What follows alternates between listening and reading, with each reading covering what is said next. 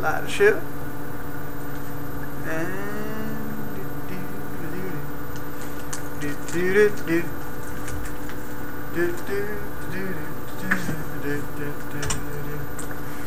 one moment, some clown has Been messing around. basically, yes. He isn't. Is this information about the paragraph in the blue book?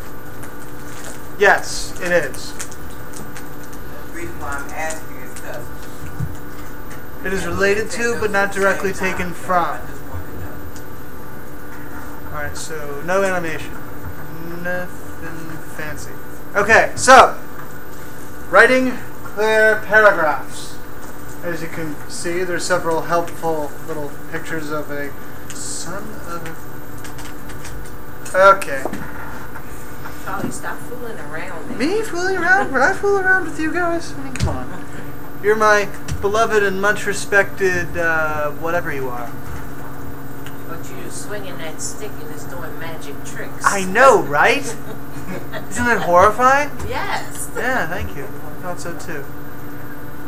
Alright, so we're going to have to do this a bit differently than planned. Charlie, I need to have that blue book, please. Oh, right. I'll get Miss Marie to get you an extra copy. Just stop by at the end, okay? Alright, good. Making sure it changes. Okay, good. Alright, so paragraph, writing clear paragraphs, several helpful pictures of clocks and whatnot. Fine. So paragraph is made up of 4 parts. First of all, they must be structured in a certain way, and in the way we're going to be dealing with it. Also, if it's possible, can we get all our monitors off? Just to make sure that I have your undivided attention. Don't even worry about it. I can see exactly what you're doing. Oh. Whereas Mr. Martinez, unfortunately, is in my blind spot. I don't like it when people are in my blind spot. But I'm also lazy, so I'm not going to yell at him. So there we go. Alright, so, Miss Roslyn, after your sabbatical, glad to see you. Anyway, we're just about to discuss paragraph structure. Now, the structure of a paragraph is very important. Without it, it's just a collection of 5 to 6 sentences with no relation to each other. So, the key to understanding paragraph structure is the most important point will always come first. What you're trying to say is always leading the paragraph. So, for example, Mr. Martinez, you have your copy of your presentation handy, right? Yes. Read the first sentence. I think the greatest misconception is being judged by where you come from. Right. That's your point right there. You believe the greatest misconception is being judged based on where you come from, or your income, or your race, etc., etc. Right? You make your point first. Everything else is in support of that point. And that's key to paragraph structure. And yes, I have this stick just so I can do that.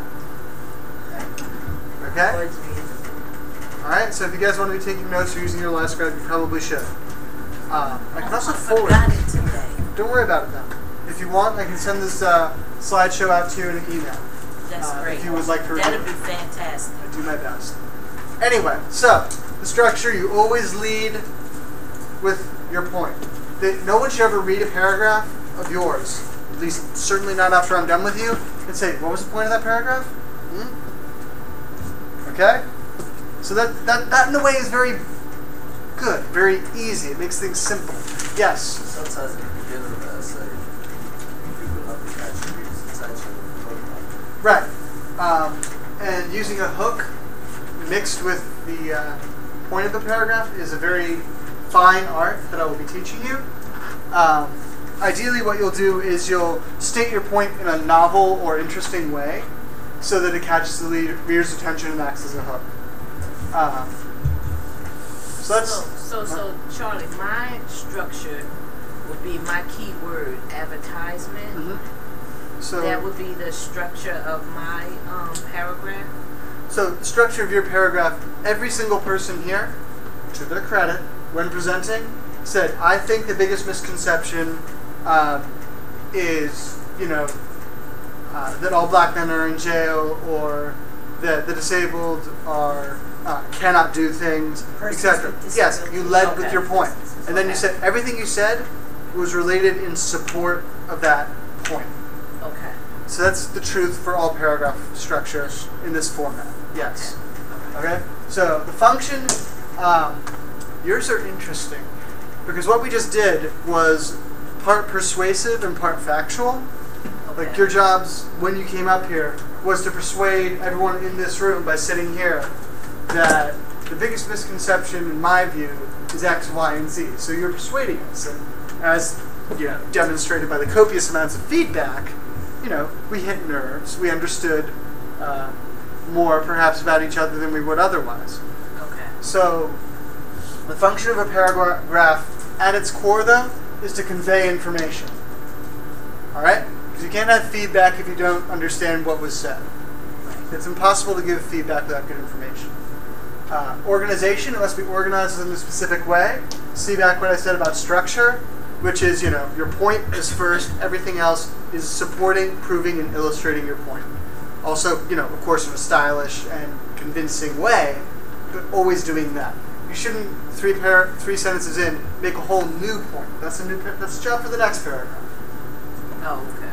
A dramatic example of that would be, you know, while I very much enjoyed Mr. West's presentation, saying, you know, another big misconception in modern life is that the devil doesn't exist. And I was like, wait, what? Hold on. But we were just talking about black men in prison. Where did the devil did that come from? Pun intended.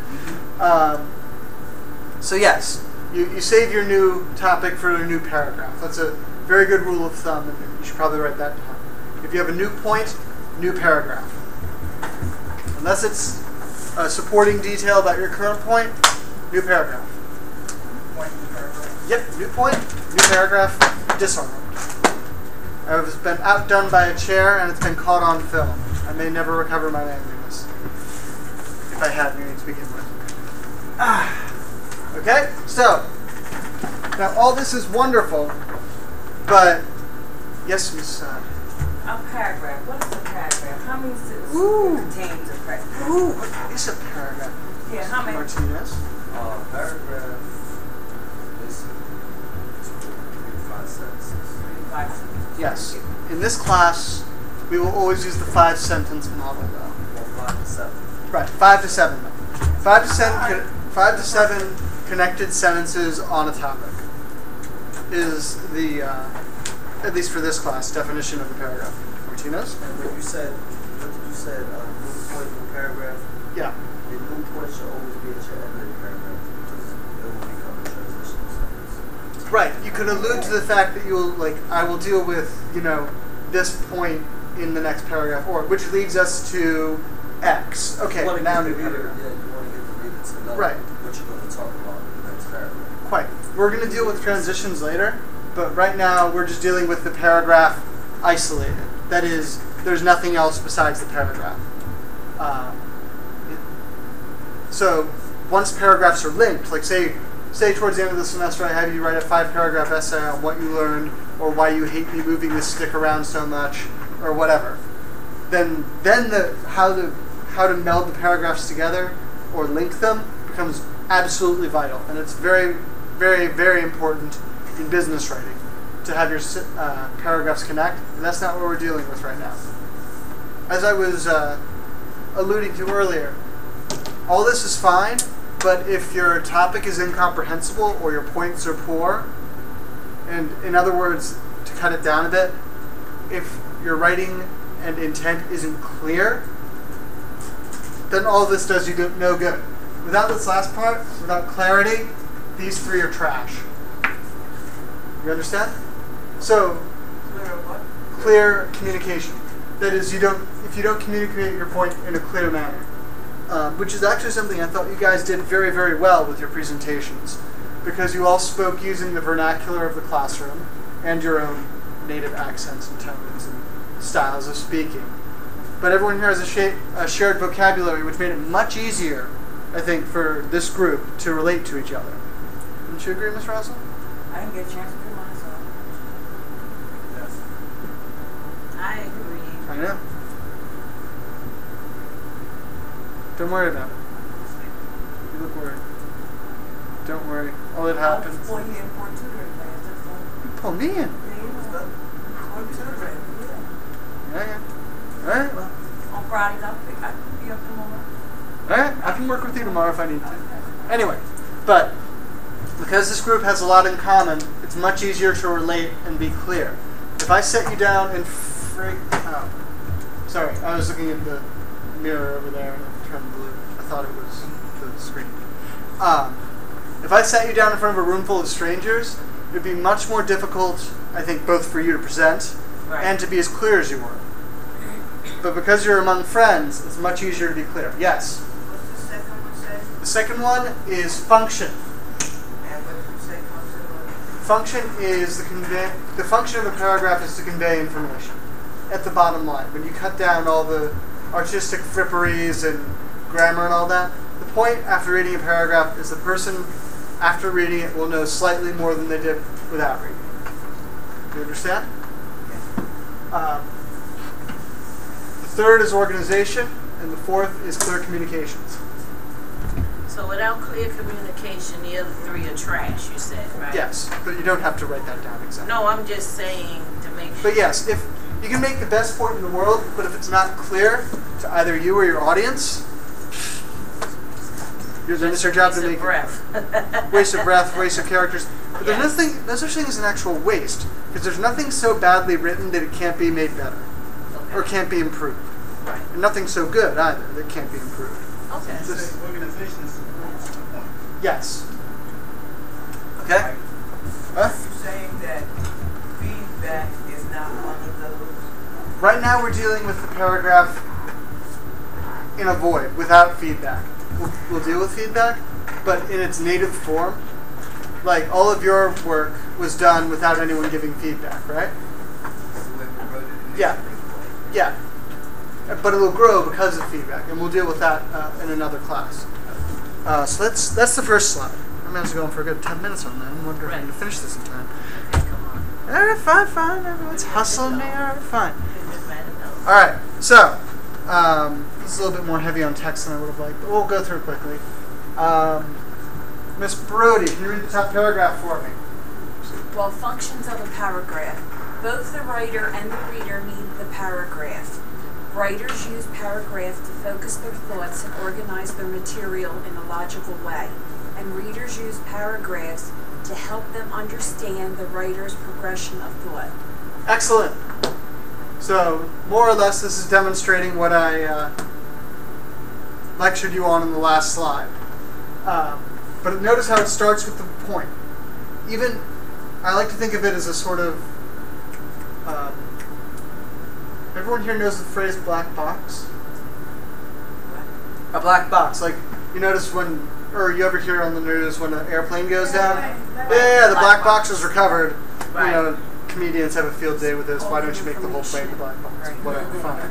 But the point is, I like to think of the first sentence of a paragraph as a sort of black box. Like, say you're reading and you get interrupted, you know, you're whatever. Some emergency happens. You still get the point of the paragraph because it's right in the front. Both the writer and the reader need the paragraph. That's the point of it. Okay, and everything else after that is used in support. I mean, it's a rather, this is not technically a paragraph because it's only 2 sentences, but it could be made into a paragraph. At any rate, what does a paragraph do and what are the characteristics of a good paragraph? An effective paragraph for writer or reader has several distinguishing features. Oh dear, I wonder what they're going to be. Right. They couldn't be the things that I outlined previously. Email this. Can I get a copy of this? Everyone will get a copy of this in their email. Okay, thank you. Okay, so actually, it's also on Dropbox too. But, alright, so a controlling idea. It focuses on one major idea, the point, the beginning, and the first sentence. So, an effective paragraph doesn't confuse the reader. It contains only material that pertains to the topic, so the reader is not distracted by irrelevant details. So, say I'm writing a paragraph on American bison, right? And I say American bison are an endangered species. They weigh up to 4 tons and da da da da da da. They don't actually weigh 4 tons. I think they're only 2. But if the main point, the first sentence, is that they're an endangered species, listing their weight and size isn't immediately relevant to the fact that they're endangered. If I was to go on to say how they're systematically hunted and depopulated throughout the 19th and 20th centuries, that would be relevant data. That would be relevant. So the first sentence determines what you can bring up and what you can't bring up. Now, there are a lot of weaselly tricks around this, but we're starting with the basics. Okay? So, only stuff that's relevant to your point, your theme. You know? So, this is, something I don't need to go on about at length. Most of you guys have this down. I'm going to look pointedly at Mr. West, because I like making him uncomfortable and it makes me happy. No, but yeah, stick with your theme. A lot of people, at least in my writing workshop, actually write their first sentence last when they're writing paragraphs. Because they have a lot of ideas. They write them all down and then decide, okay, so what's my real point here? And then write their first sentence and then edit it before presenting. That's a technique. If you think it will work for you, give it a shot. All right, so, secondly, a body of supporting details. It provides enough details to develop the idea. Which is to say you make an outlandish claim, like 13 plus 13 is actually 2007. And you write that as the first sentence of your paragraph. While mathematically incorrect, you might say, there is precedent for it in mathematical theory. Okay? So that's saying, all right, basically, bear with me, this sounds crazy. Here's data that supports my outrageous claim. Okay? An effective paragraph doesn't waste time. It doesn't start something without finishing it. It contains enough specific details to enable the reader to understand the writer's point. Now, there's a tendency, and I've noticed this during my time at the Academy, for people to fall in love with statistics. Don't. In this class, unless told otherwise, stay away from statistics, stay away from the dreaded percent sign. One of my friends had a very interesting tick, not actual thing on their body, but verbal tick. Whenever he said he was X% sure or unsure about something, that meant he was lying. Like, I'm like 97% sure I did that means I did not do that ever. So, at least in this writing class, we're going to stay away from statistics, but relevant data, proof, anecdotes, fine. Alright? This is all very, very simple stuff. So, make it so people will understand you and empathize. Again, you guys have the drop on that since you're in a room full of like-minded individuals, which is actually pretty rare. So, hold the reader's attention. An effective paragraph does not bore the reader. It makes a meaningful point. It says something worth saying. It says it with words vivid enough to convey specific images to the reader. Now, this comes down to experience, stylistic choices, and subject matter. One of my old writing professors used to say, I could write a book about the history of metronomes that would make people, glue their hands to the book. They can't let it go. It's all in word choice. It's all in pacing. It's all in explanations. So, the word vivid, anyone here want to tell me what that means? The word vivid? Clear. Clear? Sharp. Bright, bold. Bright, bold, vivid, clear, sharp. Actually, those are all true. But, and I'll demonstrate the power of word choice. The word vivid, the prefix VIV, this is the internet for you. VIV means life. Think, or the prefix VI means life. So vital, right, but also crucial to life. Like a vital weak point. Like if you're hitting that weak point, not good. Vital, vivifying, to give life. Vivacious means full of life. So this means lifelike enough. If we take it as purest translation of the word vivid. But in modern colloquialisms, it means clear, bright, sharp. And often, I heard this a lot in your speeches, there was one word or phrase that caught attention. I know I singled out Alex's last sentence for being very vivid. It was a very nice turn of phrase that caught my... Sorry? I was looking at him and pointing at you. Oscar's last sentence was very strong. I know others had very strong sentences that I just forgot to mention and point out. But when a sentence sticks out to you and you remember it for days at a time or even minutes after the speech, that's a vivid phrase. Clear, bright, noise. Clear, bright, lifelike.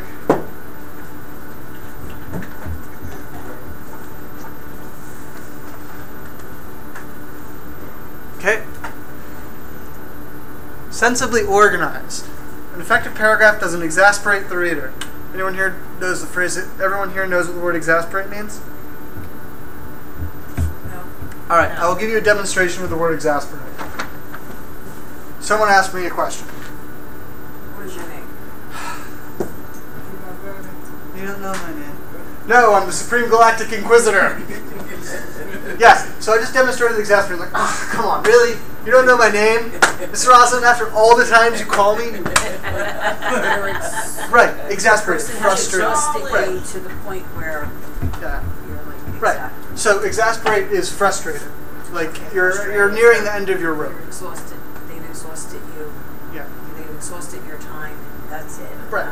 So it's troublesome to get through. Like, you know, so the effective paragraph doesn't exasperate the reader. Like, by the time someone finished reading your paragraph, they shouldn't be like what I just did to Miss Rosalind's question of what's your name. You see? That shouldn't be what you're doing in your head. Even mild annoyance is bad.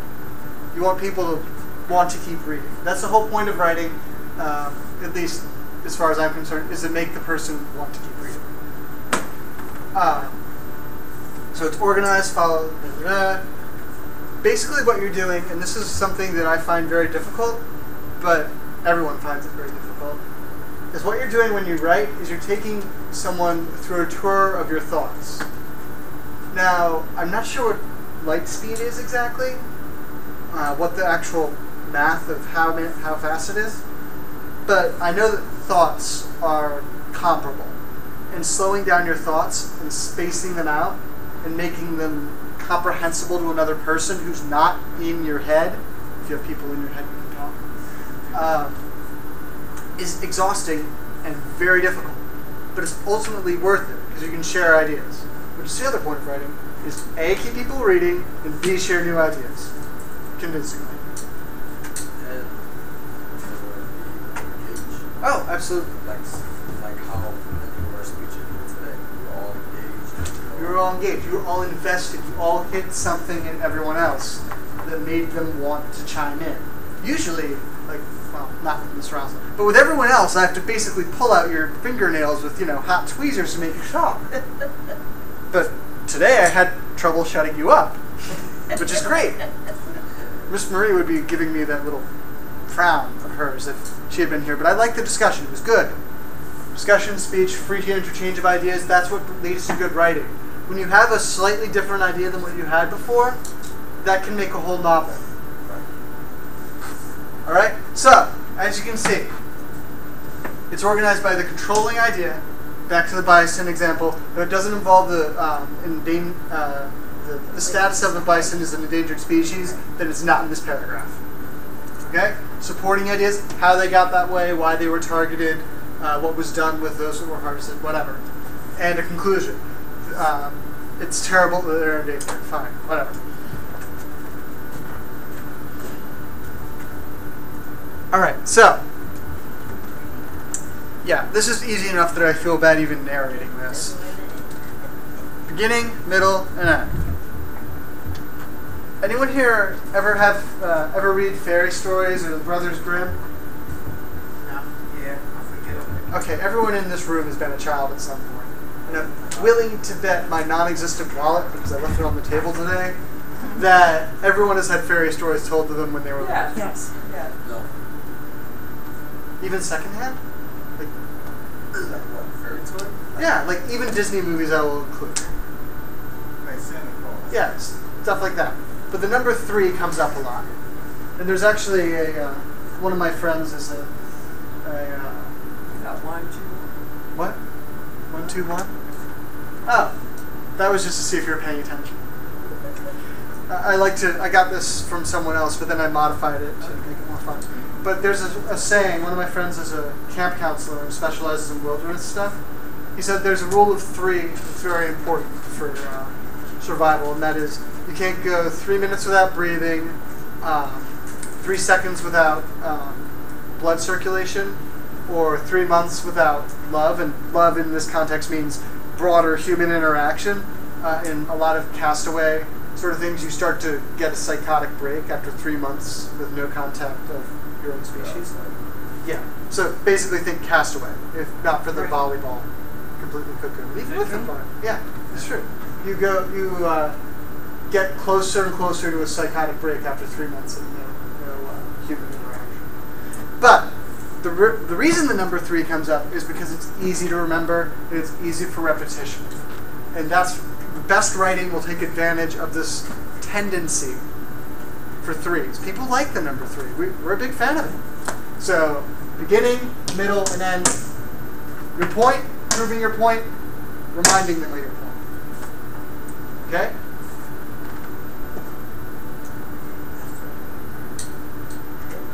See, I'm going to fix that. Mr. Roslin, you're going to be fine. Huh? What? Beginning, middle, end. So, think of this even... Yes, Mr. Roslin? No, I'm just stretching. Stretching out? No. So think of this like this, if you want to even get more combative about it. So, if I was writing a paragraph about how, Miss Joyce is a jerk, I would start with, Miss Joyce is a jerk. How do I know she's a jerk? Because she did this, this, and this. There, Miss Joyce is a jerk, and I just proved it. There's my paragraph. Oh, I'm going to do that. No, don't do that. I was giving you an outrageous example. But Not picking when on you made it simple, so like...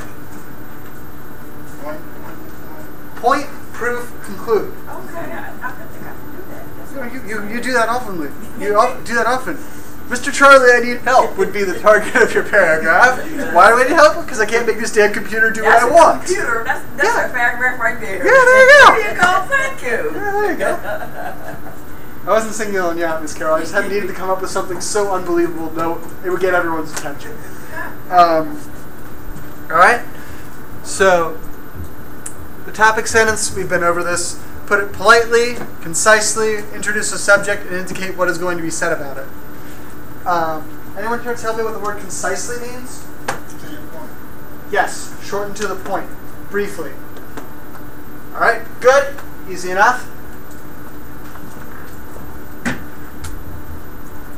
All right, now tell them, expand the subject, fill in details.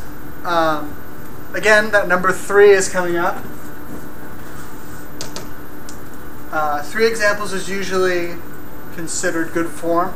If you only give 1 example, at least throughout a whole essay or story, then that's not enough. You need at least 3. But in a paragraph, 1 is fine if you expand on it enough.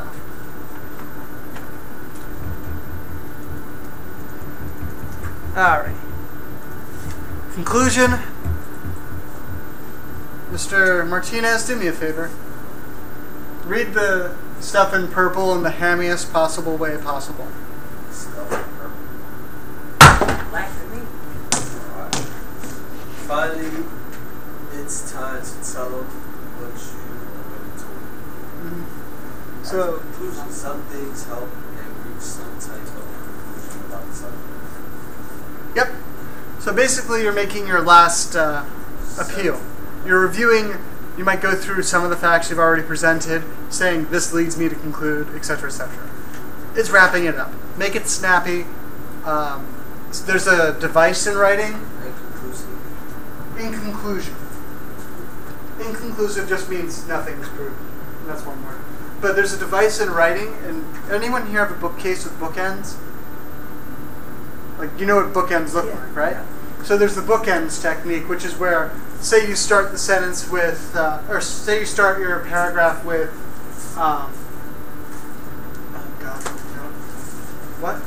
Rumpelstiltskin is my absolute favorite fairy story, okay?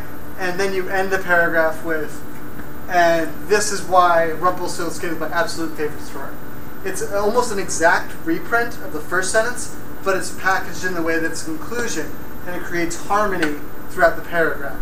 So repetition in the beginning and the end is good because it makes it feel like the whole paragraph is linked, and it should be. But if it's not enough for it to be linked; it has to feel like it's linked to someone who's reading it. Does that make sense? It's not enough for a paragraph to be linked together well. It also has to feel linked together to the reader. Like, if it makes sense to your brain, but to no one else's, then it's no good. Unless it's your diary, in which case, good for you. Although most people don't take the proper precaution of paragraph spacing in their diary. It's really quite vexing. Okay, so summing things up. Any words on summing things up? That's your last chance, by the way. So you might as well be flashy and charismatic if you can. But never, and I swear, this is one of the things that gets me as a writer, don't introduce new information in the conclusion. Everything you've said up to that point is, well, let me put it like this, and write this down. There's to be nothing ever new in the conclusion. This is not an M. Night Shyamalan film. This is not He Was Dead All Along. There's to be no twist at the ending, at least not in the individual paragraph. If you want to make your novel that way, great. If you want to insult someone like that, or present yourself that way, great. But no new information in the closing, ever. And for a number of reasons, actually, to answer your unasked question. One, it looks bad. Two, it's easy to falsify if you don't add proof. And if you add proof, then it's not the end, is it? Then it's just another supporting thing. And you've pushed back your ending.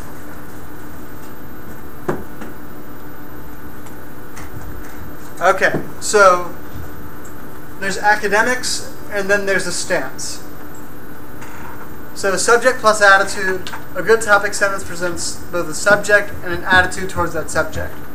So for example, if I said, Christopher Hyson grows his own vegetables, that is a statement of fact. There's no attitude behind that. But if I was to say, Christopher Hyson is robbing the grocery stores blind by growing his own vegetables, that's taking a stance and an attitude. You see? But I'm still dealing with the same subject. I just have a different attitude towards it. Also, all of your guys' presentations today have an attitude towards something, and that's good. There's nothing worse than a dry presentation. It's like a sandwich. You can't have a sandwich dry. That's no good. You need something else. That's why I can't have croissants. They're too dry. Alright, so, try some attitude. Rainy days, for example, is merely a subject. However, rainy days stink is what the subject of gratitude. Rainy days is the subject you're going to write about, and stink is what you're going to say about rainy days. It's your attitude, what you're bringing to the thing. I've already demonstrated this, but we're doing it again. Because if we learned anything in writing, it's that repetition matters. But if repetition is noticed, then it's bad repetition. Your attitude may be an emotion, but it also may be an opinion, an approach, or a commitment to your subject. You commit yourself to saying certain things about your subject that provide direction to the development of your paragraph. So if I said, Christopher Hyson is robbing the supermarkets blind by growing his own vegetables. Okay, so I've got that. That limits what direction I can go in the development of my paragraph. I can either go in how he's, robbing the supermarkets blind by growing his own food, or I can say what his logic is for growing his own food. But I'm determining the course by determining my attitude. I can't say he's robbing the, blind, and then go on about how much he loves his sons. They're not related. It doesn't fit with the attitude. If I wanted to write about how much he loves his sons and his family, whole different paragraph, whole different story. By the way, have you ever seen pictures of his kids? They're adorable. Yeah, we talked to him in the past. What? Oh, sight. He was home sick with one of them. He died. He got on the. Yeah, I think so. Talk to us. The youngest one. The one's born on my birthday. Yeah. Nice. On an auspicious day. He's got two little boys. Two little boys, Nate and what's his name? Right, so, topic, sentence, and attitude. keep your attitude consistent, like I was just saying. Don't flip-flop. Don't become like my cat who goes from one mood to another without even blinking. It's really more of like a nanosecond response. That's not funny. So don't call someone the scum of the earth and say, but he also should be nominated for sainthood the next sentence. It doesn't make it. It's really confusing because the readers are expecting one thing, and while it's nice to shock and surprise and ambush people, it's not nice to do that within your writing when you're trying to be clear and get them on your side. Okay? So, like I said, the topic sentence shapes everything else you can say. It's a determiner for what you can write. And, yeah, keep everything relevant.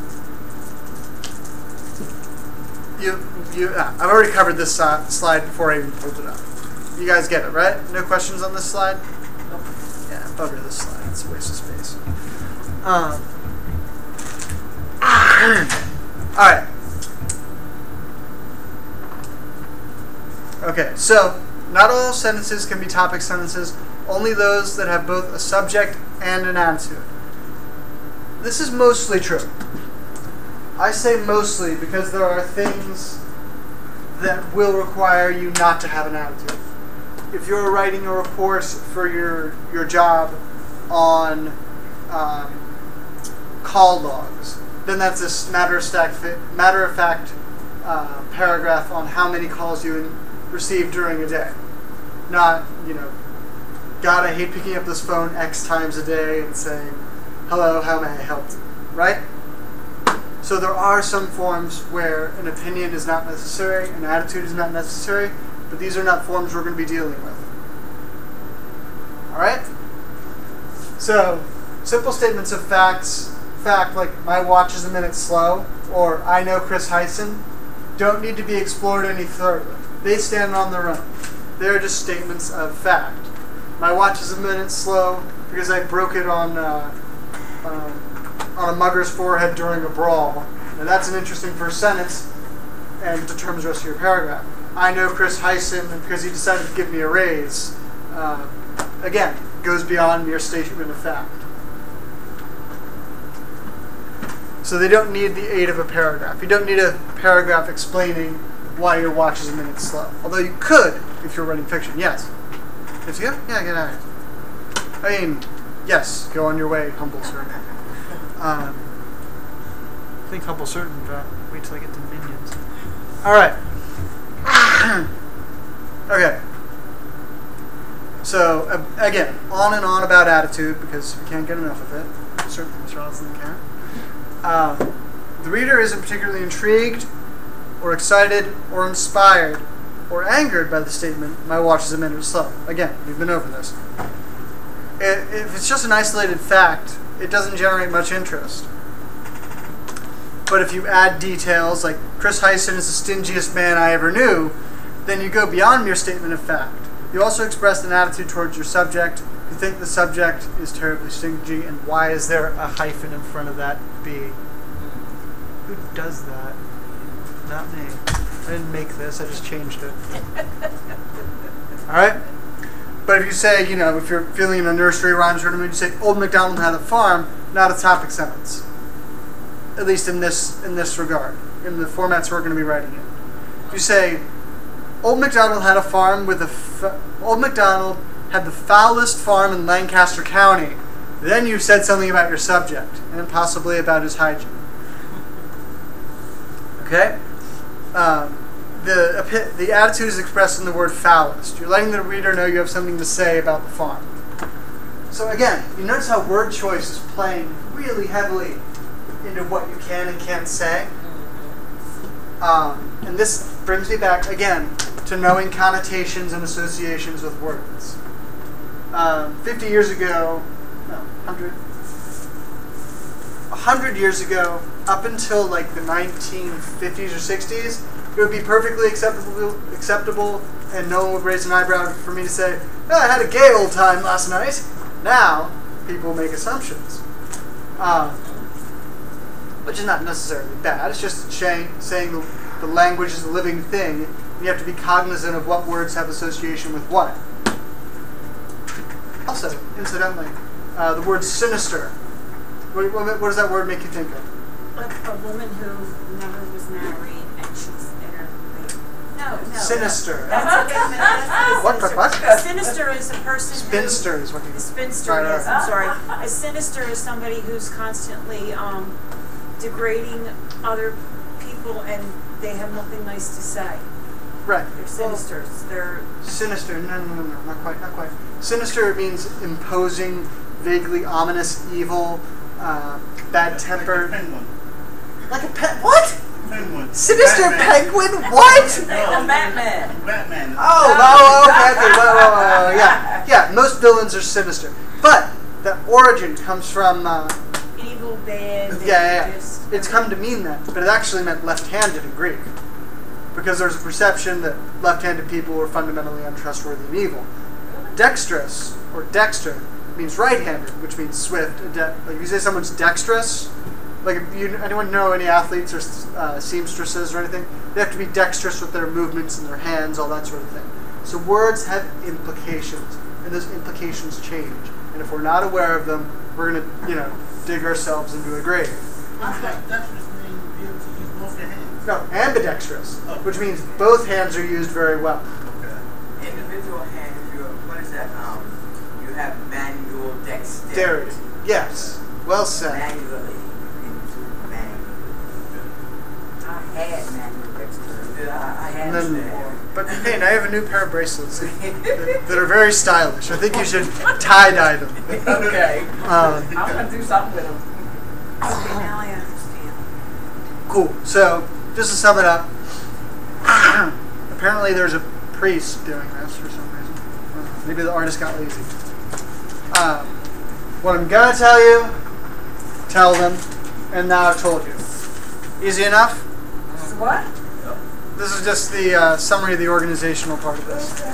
So, we start off saying, here's what I'm going to tell you, then you tell them, and then you remind them, I've just told you that X, Y, and Z. Done. So, it's easy to know the formula, it's more difficult to make it apply consistently in your writing. God knows I've struggled with this for years. Yes? But like, writing a paragraph, sometimes it's hard to it's not as writing so. You know what I'm saying? So being able to tell them, rephrase it. Pretty much you want us to rephrase the first sentence at the end. Right? Yes, At the end your of the point. sentence. Really good point. I was just saying it's harder since it's so short. True. It's like 5 to 7 sentences. Sometimes writing a 5-paragraph essay, you state at least 3 facts in the beginning, basically your thesis statement, what you've been talking about. Right. You state it in the transition, jump into the next paragraph, and talk about it. Then when you end it, you get a really good note. Right. What's that what I was trying to say? No, I understand that it's more difficult. At the end, Yes. It is difficult, but you guys managed to do that when you presented. You managed to have a conclusion. So it's not. Yes, it is difficult, but it is not impossible. And a paragraph is less forgiving than an essay. And an essay is more forgiving than a novel. But a sentence is the least forgiving of all. So when you can write a good sentence, then you can write a good. Then you move on to a good paragraph, and you write. Then you move on to making the paragraphs cohesive and fit together. Tone, word choice, subject matter, fine. But yes, I am starting you on some difficult roads, but this will be a great deal of fun. Raise your hand if you had fun today. It was nice. She made me want to write, but I don't know how to write, but she made me want to do it. I didn't want to do it last week. I really didn't. I fought it. I went against the grain. I did everything. But I had the desire to do it. And even y'all encouraged me from listening to y'all writing.